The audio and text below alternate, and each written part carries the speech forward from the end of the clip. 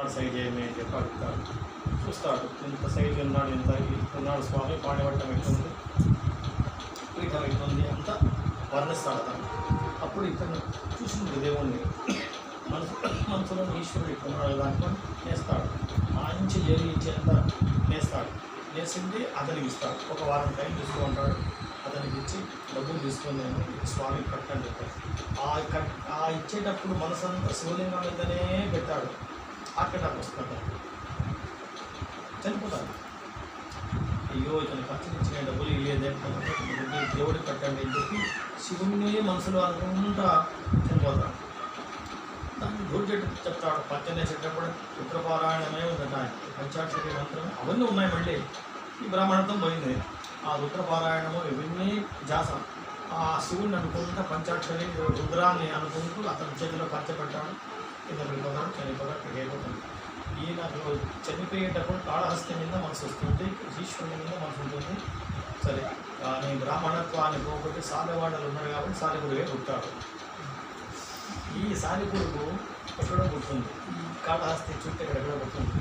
కానీ దానికి కాళహస్తి చేరుకోవాలని మనసు ఉంది. ముందు జన్మ వాసన, ఆ జన్మవాసంతో కాళహస్తికి వస్తుంది. అది అప్పట్లో ఒక పేరు, ఇది కొండ చెరి ఉంది, కొండ పేరు ఉంది. ఇట్లా దానంతా కట్టేశాను. ఆ కొండ చెరి వచ్చి చిన్న గుడి, ఒక వాగి ఉంటుంది. ఆ కొండ చెరి లోపలికి వచ్చేస్తుంది. వచ్చి శివుణ్ణి దర్శనం చేసుకుంటుంది. వాసనతో నమస్కారం చేసుకుంటుంది.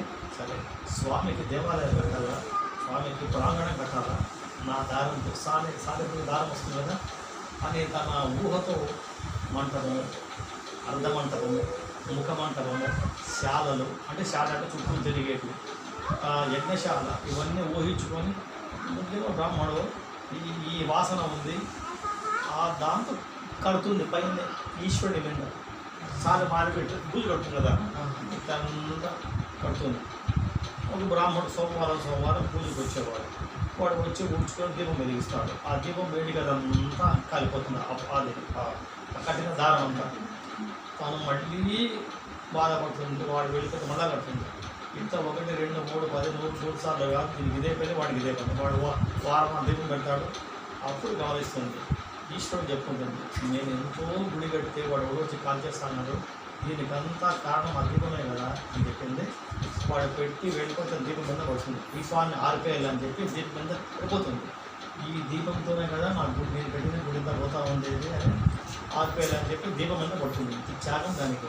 అప్పుడు స్వామి చేయబడతాడు. స్వామి చేతిలో పడుతుంది. అప్పుడు ఆ స్వామి స్పర్శ తగలంగానే జ్ఞానం వస్తుంది.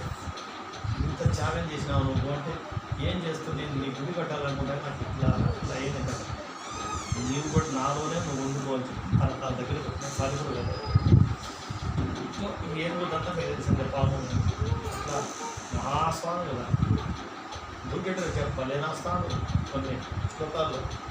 అవులే అయ్యా, ఏనుకి ఏం తెలుసనే మోక్షాన్ని ఇచ్చినావు, ఆ సర్పానికి ఏమి మోక్షం ఇచ్చినావు, ఆ సాలిని దాని ఎంగితో కట్టిన దానికి కట్టించిన మోక్షము నాకు దేనికి నువ్వు అని నిందాస్తుంది అని చెప్పి కొన్ని పద్యాలు రాస్తాడు.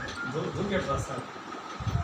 దూర్జెట్ ఇక్కడ చివరి ఇక్కడ ఉండేది. అయితే దూర్జెట్ మండపం ఉంది ఇక్కడ. చివరి టైంలో ఆయన కన్ను పోతున్నాడు, చూడిపోతున్నాడు. అప్పుడు నేను చేసిన పాపానికి మీ దగ్గర రావాలని చెప్పి ఇక్కడ తపస్సు చేసి ఇక్కడే ప్రాణత్యాగం చేస్తుంటాడు. దూర్జెట్ మండపం ఉంది ఇక్కడ. సప్తశి పూజ చేస్తారు స్వామికి.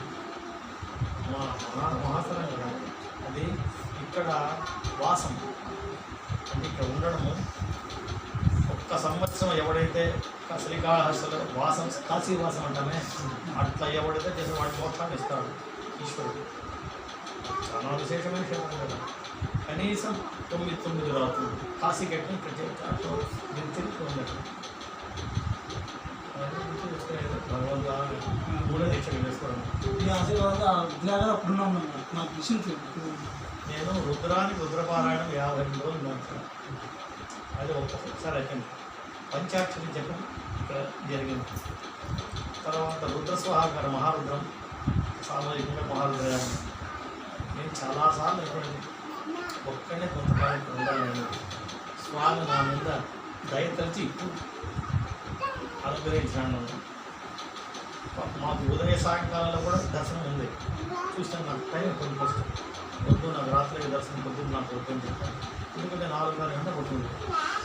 మళ్ళీ వచ్చి అక్కడనే అమౌంట్ పోతున్నాను. సాయంత్రం రాత్రి వెళ్తే కనుక 8 గంటల ఫ్రీగా ఉంటుంది. నాకు అదే కావచ్చు, నేను వాళ్ళకి ఇబ్బంది పెట్టకూడదు. అట్లా మహాస్వామి గారు ఇక్కడ చాలా విశేషం. మాకు శివక్షేత్రాల్లో అనుగ్రహం కలిగింది 2 క్షేత్రాలు, శ్రీశైలం అనుగ్రహం కలిగిన క్షేత్రం నాకు జన్మవాసన ఏదో ఉంది నాకు కూడా. ఈ కళాస్థితి ఎన్నో శివాలయ క్షేత్రాల్లో వెళ్ళినా కానీ నాకు ఇష్టం శ్రీకాళహస్తి. మన పిల్లలు అంటాడు, అన్నా మీకు ఏదంటే ఇష్టం అంటే మీరు చెప్పండి అండి, కాళహస్తి ఇష్టం ఏదైనా అవును కదా. అన్ని అటు ఏకాంబేశ్వరం కొన్ని ఫీలింగ్ ఏది అన్ని భగవంతుడే కదా. ఈ జీవికి ఆ క్షేత్రము ఆ స్వామి అంటే ఇష్టం.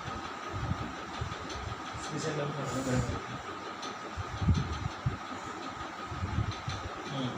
ఎటున్న వాళ్ళని